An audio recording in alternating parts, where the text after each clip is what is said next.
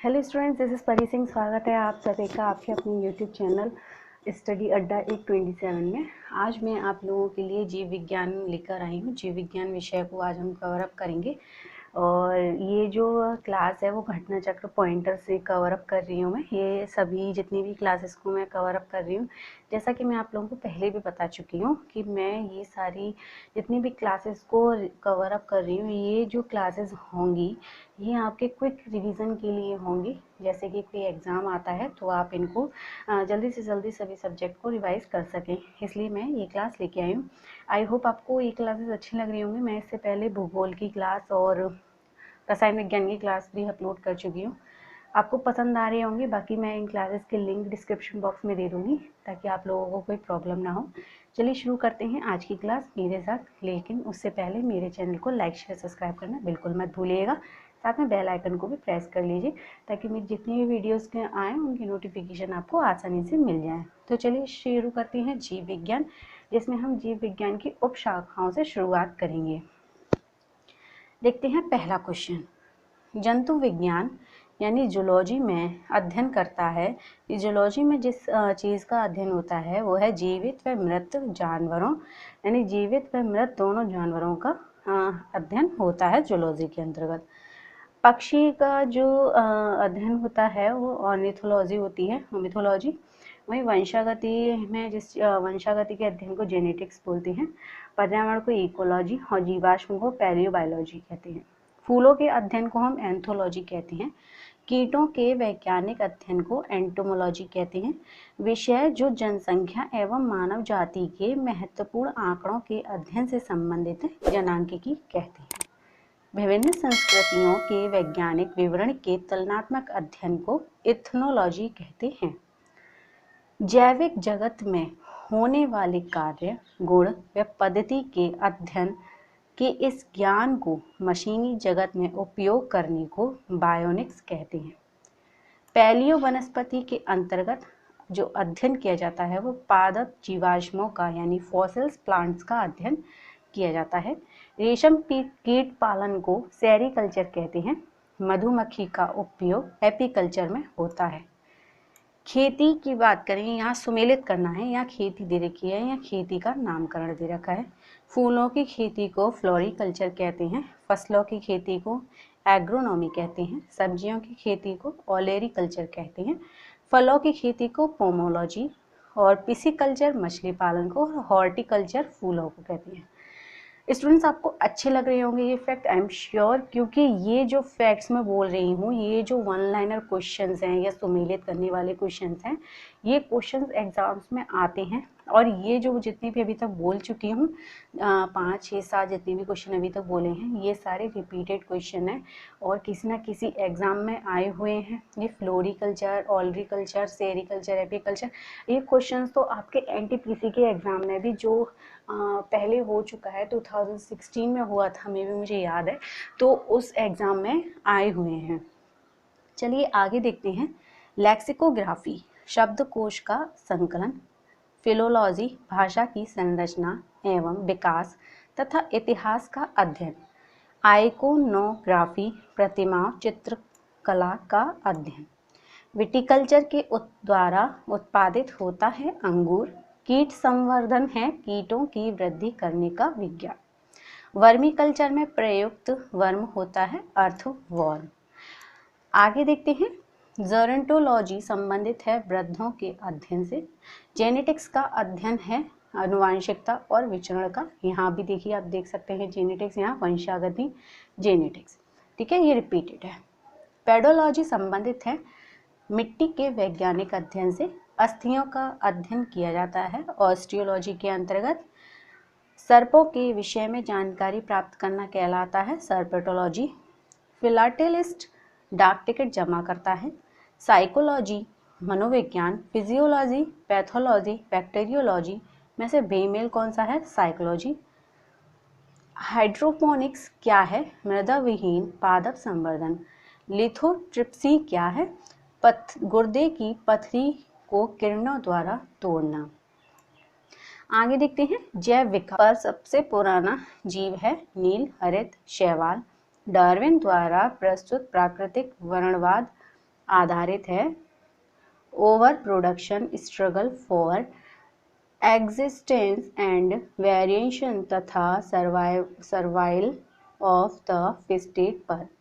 विकासवाद का सिद्धांत प्रतिपादित किया डार्विन ने। जीव विकास इवोल्यूशन को सर्वप्रथम समझाया लेमार्क ने।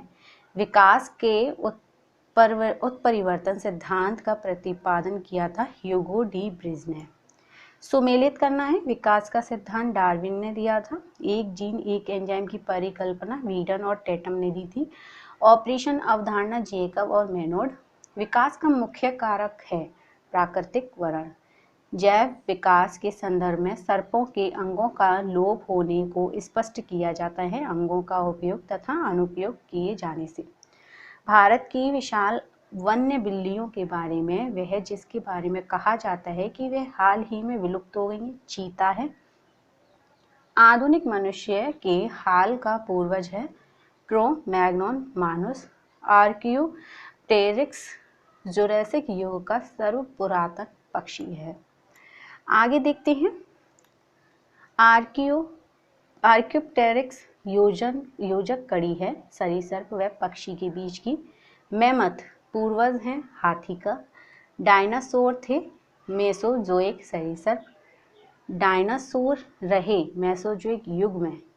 जीवों के विकास इवोल्यूशन के संदर्भ में सही क्रम है सालामेंडर, अजगर और कंगारू। आई होप आपको ये जो क्वेश्चंस हैं, वन लाइनर क्वेश्चंस जो मैंने बोले हैं, अच्छे लगे होंगे, समझ में आए होंगे। क्लास को शुरू से लेकर लास्ट तक देखेंगे तो सारी चीज़ें अच्छे से समझ में आएंगी। चलिए आगे देखते हैं वर्गीकी। जीव वैज्ञानिकों ने पादप जगत और प्राणी जगत की जातियों को बहुत बड़ी संख्या में ज्ञात किया, ढूंढ निकाला है और पहचान कर लिया है। संख्या की दृष्टि से अब तक ढूंढे हुए और पहचाने हुए जीवों में से सबसे अधिक संख्या है कीटों की। कथन ए दे रखा है, अमीबा विभंजन द्वारा जनन करता है। कारण दे रखा है, सभी एक कोश के जीव अलैंगिक विषयों से जनन करते हैं। ए और आर दोनों सही हैं और आर ए का स्पष्टीकरण है। गर्म रुधिर वाले वे जंतु हैं जो अपने शरीर के तापक्रम को हमेशा एक जैसा बनाए रखते हैं। सही कथन है, गोल कृमि में कोई परिसंचरण तंत्र नहीं होता है।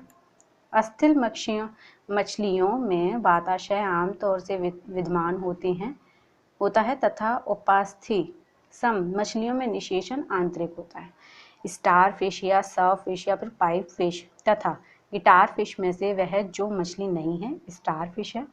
रजत मीन के फिश, जेली फिश तथा कैट फिश में से वह जो वास्तविक मीन मछली है कैट फिश है। Star fish, jelly fish, dog fish, समुद्री घोड़ा में से वह जो वास्तविक रूप में मछली है समुद्री घोड़ा।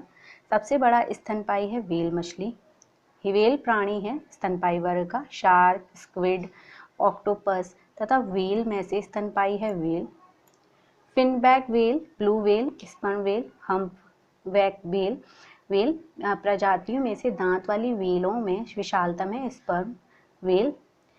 एकिडना कंगारू से ही तथा व्हेल में से वह जो अंडे देता है और सीधे बच्चे नहीं देता है एकिडना है। उड़ने वाला स्तनपायी चमगादड़ है और उड़ने वाले जीवों में से वह जो पक्षी के वर्ग में नहीं आता है चमगादड़ है। आगे देखते हैं स्टूडेंट्स, वर्गीकी के अंतर्गत समुद्री गाय, समुद्री घोड़ा तथा समुद्री सिंह में स्तनधारी है। समुद्री गाय और समुद्री सिंह। डॉल्फिन वर्गीकृत किए जाते हैं स्तनी में। सील है एक स्तनपायी। एम्बीफिया बताता है कि जल तथा स्थल दोनों पर ही रह सकने वाले पशुओं को एम्बीफिया कहते हैं। वह गुण जो मनुष्य को अन्य सभी वानर गुणों से पृथक करता है। जानने की इच्छा प्रकट करना। गिबन, गोरिल्ला, लंगूर तथा ओरंग उटान में से कपी नहीं है लंगूर। मानव सदृश लघुतम कपी है गिबन। गाय, बकरी, भेड़ तथा हिरण में से नीलगाय आती है हिरण कुल में। ऑक्टोपस एक मृदकवची मोलास्क है। सबसे बड़ा अकशेरुकी है स्क्विड। केकड़ा, बरूथी, बिच्छू तथा मकड़ी में से वह जीव जो अन्य तीन जीवों के वर्ग का नहीं है केकड़ा है। व्हाइट लेग हॉर्न एक किस्म है कुक्कुटों की। टिक और माइट वास्तव में होते हैं मकड़ीवंशी। जुगनू होता है एक कीट। खटमल, मकड़ी, घरेलू मक्खी तथा मच्छर में से वह जो कीट नहीं है मकड़ी। मकड़ी कीट से भिन्न होती है क्योंकि मकड़ी में पाई जाती हैं 8 टांगें। तितली, तिलचट्टा, मच्छर तथा मकड़ी में कीट नहीं है मकड़ी। वह ग्रुप जिसके प्राय रात्रिचर होते हैं मच्छर, चमगादड़ और उल्लू। मच्छरों के बारे में कथनों पर विचार कीजिए। कुछ कथन दे रखे हैं, इसमें से कुछ सही भी होंगे और कुछ गलत भी। केवल नर रक्त चूसते हैं, केवल मादा रक्त चूसती हैं। मादा पौधों का रस चूसती हैं। मादा की अपेक्षा नर के डैने बड़े होते हैं। नर के अपेक्षा मादा के डैने बड़े होते हैं। तो सेकंड और फिफ्थ वाला जो कथन है वो सही है। केवल मादा रक्त चूसती हैं और नर की अपेक्षा मादा के डैने बड़े होते हैं। आगे देखते हैं मोलास्क, ऊंट, ज़ेब्रा, यूरोमेटिक्स में से वह प्राणी जो अपनी आंत में जल का संग्रह कर लेता है ऊंट। सर्पों की विषय ग्रंथियां की समांग है कशेरुकी प्राणियों की लार ग्रंथियों के। तो स्टूडेंट्स ये तो थे हमारे आज के प्रश्न। कल हम यहीं से आगे करेंगे, यहीं से आगे बढ़ाएंगे अपनी अगली क्लास में जो कल आई थी। आई होप आपको ये क्लास अच्छी लगी होगी और क्लास को शुरू से लेकर लास्ट तक देखिए ताकि आप लोगों को अच्छे से समझ में आए। ठीक है, और चैनल को लाइक शेयर सब्सक्राइब करना बिल्कुल मत भूलिएगा और आई होप आपको